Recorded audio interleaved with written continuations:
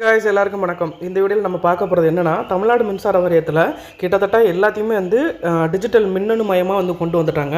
So இப்போ அதில் ஒரு சில முக்கியமான விஷயங்கள் நடைமுறைப்படுத்தியிருக்கிறாங்க. அது என்ன அப்படிங்கிறது தான் இந்த வீடியோவில் முழுக்க நம்ம பார்க்க போகிறோம்.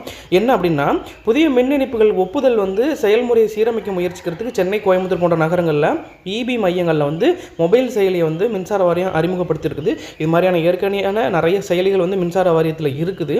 இருந்தாலும் மின்சார வாரியத்தில் அப்பப்போ அதிரடியான முடிவுகள் நிறைய எடுத்து மின்னணு வசமாக நிறைய கொண்டு வந்துட்டுருக்காங்க. ஐடி ரிலேட்டடான ஒர்க் நிறைய நடந்துட்டுருக்குது.